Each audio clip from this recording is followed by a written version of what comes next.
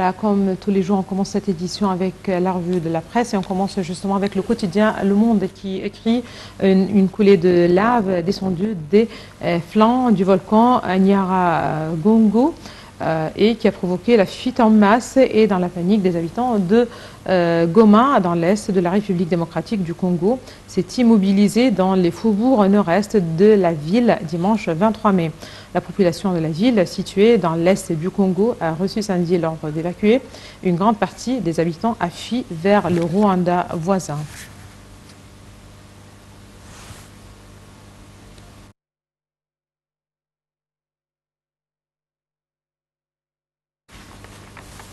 Là, je vous rappelle que le volcan Nyiragongo est entré en éruption samedi soir dans l'est de la République démocratique du Congo. Une coulée a coupé en fait la route pour se diriger vers le Rwanda. Une autre coulée s'est dirigée vers le sud-ouest, vers Goma. Des milliers de Congolais et de résidents de la ville frontalière de Goma ont donc fui en direction de Rwanda. Tout de suite les détails avec notre collègue Dalia Kala. Le célèbre volcan Nyiragongo, près de la ville de Goma, dans l'est de la République démocratique du Congo, est entré samedi soir en soudaine activité et les autorités ont ordonné l'évacuation de la ville. Dimanche matin, le flux de lave semble s'être stoppé. La coulée s'est arrêtée dans les faubourgs de la ville de Goma qui a été épargnée selon le gouverneur militaire qui fait état d'un premier bilan de 5 personnes tuées. Mais dans les villages alentours, les dégâts sont importants. Les habitants, à la faveur de l'accalmie, commencent à revenir dans leur village, d'autant que l'une des principales routes d'accès à Goma est intacte.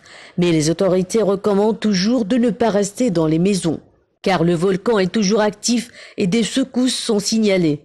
Dans la nuit, un responsable de l'observatoire volcanologique de Goma précisait au micro de RFI qu'il s'agissait d'une éruption douce, c'est-à-dire qu'il n'y a pas beaucoup de secousses.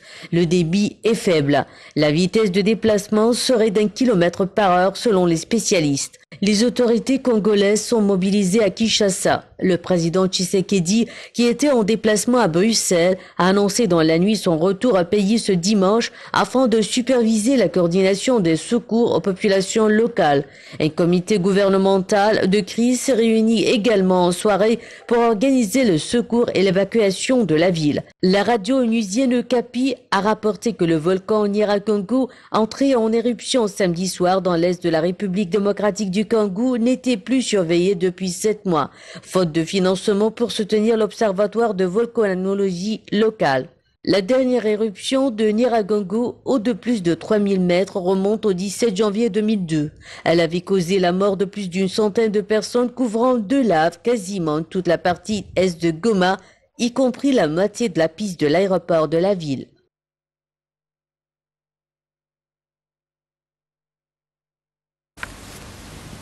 Là, on passe au quotidien Jeune Afrique qui écrit le gouverneur de la Banque centrale tunisienne, Marouane Abbassi, a affirmé qu'il n'y avait pas d'autre solution pour la Tunisie qu'un recours au Fonds monétaire international pour boucler son budget. La Tunisie est en discussion avec le FMI pour un nouveau prêt pluriannuel en contrepartie de réformes socialement difficiles destinées à assainir ses finances.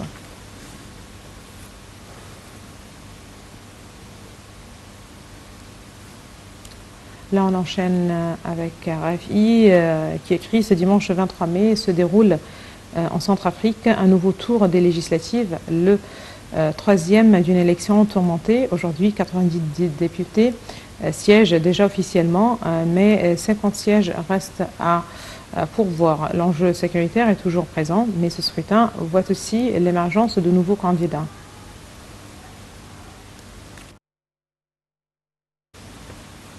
Et là, on termine avec les dirigeants somaliens qui ont entamé samedi à Mogadiscio des discussions préliminaires au sujet des prochaines élections dont le report justement avait provoqué une des pires crises politiques de ces dernières années dans ce pays de la Corne de l'Afrique. Mi-avril, la prolongation pour 2 ans du mandat du président Mohamed Abdullahi Mohamed, dit Farmajo, expiré le 8 février sans que les élections aient pu être organisées, avait provoqué un regain de tension.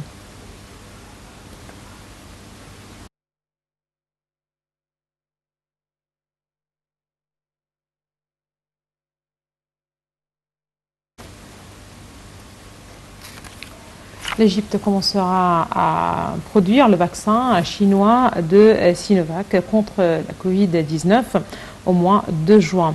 La ministre égyptienne de la Santé, Hala Zayed, a déclaré dimanche 11 mai que l'Égypte commencerait au mois de juin à produire localement le vaccin chinois contre la Covid-19 développé par Sinovac.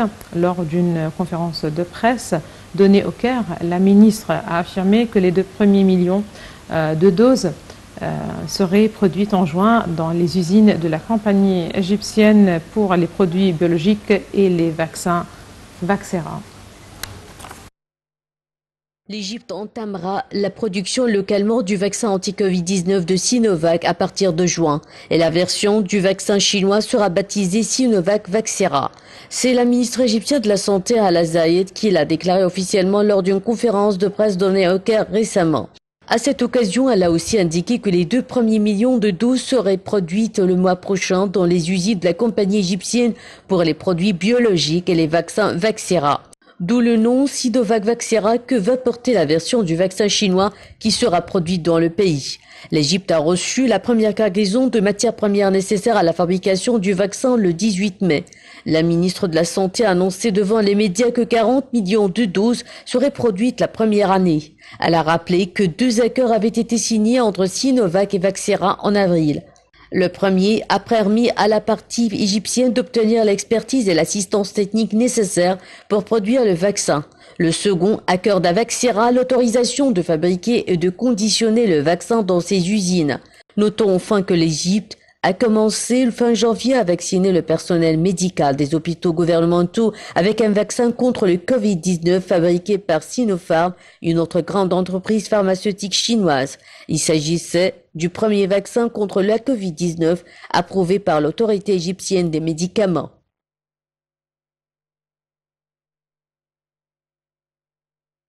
Voilà, comme on vient de vous le dire, c'est l'Égypte qui va produire un vaccin contre la Covid-19. En fait, l'Égypte sera le premier pays africain à produire ce vaccin contre le coronavirus. Je rappelle que la ministre de la Santé, Hala Zayed, a déclaré que l'Égypte commencerait ce mois, le mois prochain de juin, la production de ce vaccin. Et pour plus de précision, nous avons le plaisir d'avoir avec nous en ligne, en direct, le docteur Raouf Gafar, qui est analyste politique. Bonjour, monsieur Raouf Gafar. Bonjour. Voilà, justement pour commencer, quel regard vous portez justement sur cette décision de l'Égypte de produire ce vaccin? L'Égypte sera le premier pays africain à produire un vaccin contre le Covid-19. On connaît très bien qu'il n'y a pas beaucoup de pays dans le monde qui produisent justement les vaccins contre le Covid-19. Premièrement, c'est une décision très intelligente. L'Égypte a tout ce qu'il faut sur le plan infrastructure pour produire ce vaccin. Nous avons besoin de matières premières. Oui. Donc, on a fait des efforts pour justement importer les matières premières. Une grande partie est arrivée déjà. Nous avons les usines qui peuvent justement le produire. Donc, on va commencer très prochainement, si on n'a pas déjà commencé, pour simplement, non seulement nous suffire en Égypte, mais encore pour couvrir les marchés de voisinage et les marchés africains qui ont très besoin de ce vaccin. Les quantités produites dans tout le monde ne suffisent pas. Donc, c'est intelligent de participer dans la production de ce vaccin pour, je répète, pour couvrir les besoins égyptiens et les besoins de voisinage africain. Très bien. D'un point de vue économique, est-ce que cette production aura aussi d'autres valeurs? Comment? D'un point de vue économique. Oui, certainement. Si jamais une partie de ces produits seront visés vers l'exportation, oui. Donc nous bénéficierons de ceci. Donc sur le plan économique, certainement, on importe les matières premières, on les fabrique, donc c'est une valeur ajoutée qui justement se dirige vers l'économie directement. Très bien. Aujourd'hui, l'Égypte qui qui occupe une place très particulière en Afrique, sera le premier pays africain à produire ce vaccin à ce que voilà. Et comme vous l'avez peut-être précisé, une partie sera destinée aux pays du voisinage. Quelle place, voilà, quelle est la place que doit ou que va occuper aussi l'Égypte en Afrique au regard justement de la production justement d'un vaccin contre le Covid-19? Je veux dire que l'Afrique a un placement très important en Afrique. Nous sommes peut-être la seconde plus grande économie en Afrique. Nous sommes sur le plan population peut-être la seconde, le troisième pays. Donc l'importance de l'Égypte pour l'Afrique a toujours existé. Et l'Afrique pour l'Égypte était toujours importante. Nous avons fait un retour grâce à notre président et à notre administration vers l'Afrique. Et nous avons joué toujours un rôle important dans le développement de l'Afrique. Donc la production de ce genre de vaccin pour couvrir leurs besoins est une... je veux dire que ça c'est une responsabilité. Plus qu'un bénéfice économique, c'est une responsabilité que l'Égypte a envers l'Afrique. Donc ça va, je ne veux pas dire ajouter à l'Égypte pour l'Afrique, mais ça donne plus de poids pour l'Égypte. Très bien. Merci beaucoup à vous, docteur Raouf Ghaffar. Vous êtes un analyste politique. Merci beaucoup de vos précisions.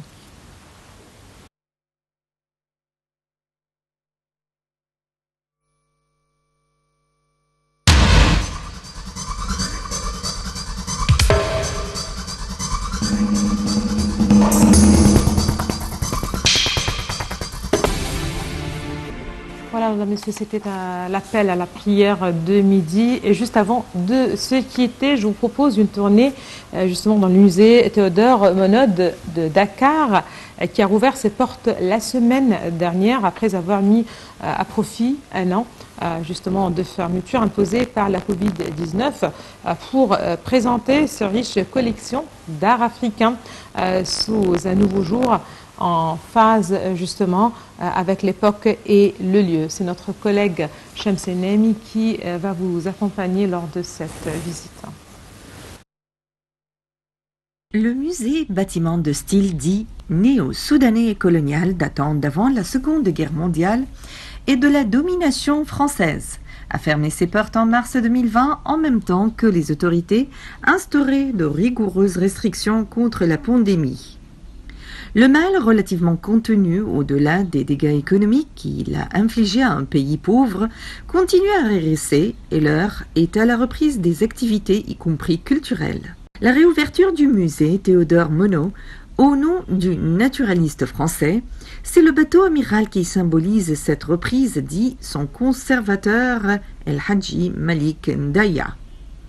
Pendant plus d'un an, le musée et ses plus de 9000 objets ont été frappés d'invisibilité, dit-il.